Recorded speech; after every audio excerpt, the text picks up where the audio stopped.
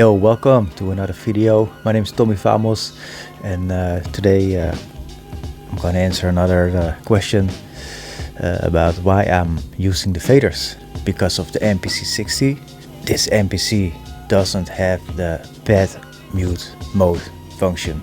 So at the MPC 2000 XL and the dual models, you have the track pad mute off function, where you can play with the sequences and mute all the tracks you want to get mute and create songs with it. This older MPC doesn't have that function, so yeah, it's hard to make a really good sequence with it. Sorry. What you can do is also work with the tracks with one button, put it on, put it off, but it's a hassle if you haven't trimmed the sample real good, because when you put it off, the sample will keep playing till it's finished. That doesn't work for me.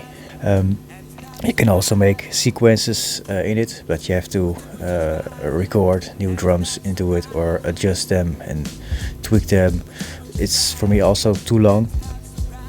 I also think it's more when I'm using the faders. It's like a human feel, you know.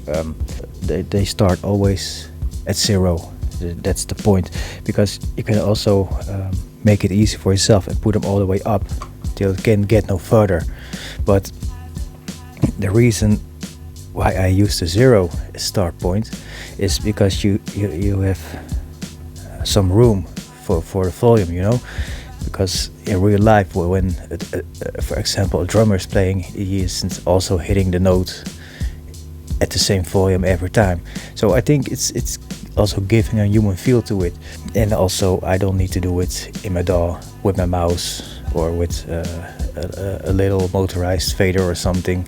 And even if the MPC60 still has that function or there's improvement in it or something, I still would use the faders. And I always would use my board for my MPC60 because the output board is low in volume. So I always have to use my gain knobs to turn up the volume.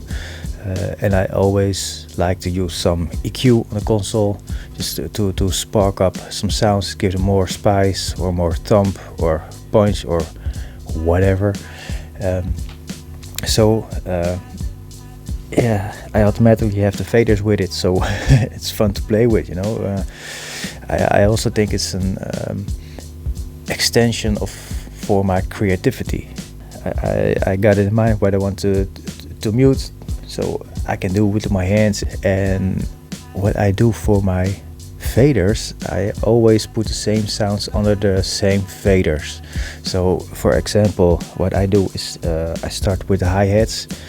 Usually you start with a kick, but I start with the hi-hats also because of my channel. The low is a little bit fucked up. So I have to put the hi-hats at 1. So I start with the hi-hats at 1, the snare on 2, kick on 3. And for this particular beat, I have some bells, some sleigh bells you're gonna hear. So I have the drums always left, and then I start with the bass, and follow up with the saxophone. I have a flute, another lift-up sample. So I always try to keep my samples at the right, and the chorus all the way to the right. So the chorus, the main sample, the bass, and then the drums. So what you got is when I put the drums in it, you hear the bells, everything. I got them, you know, left, so I can turn them out when I want. And so we're gonna put the sample in it.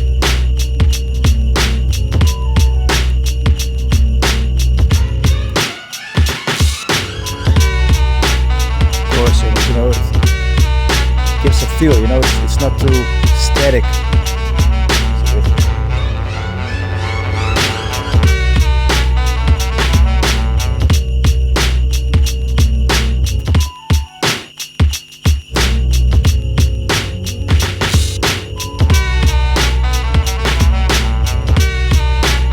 So you can play with it.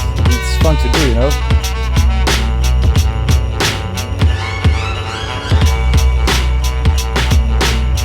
So that this is on the spot, so I'm doing things. So when I do this to create a track, I start the intro, make a chorus, and it goes on to the verse. So it's fun to do.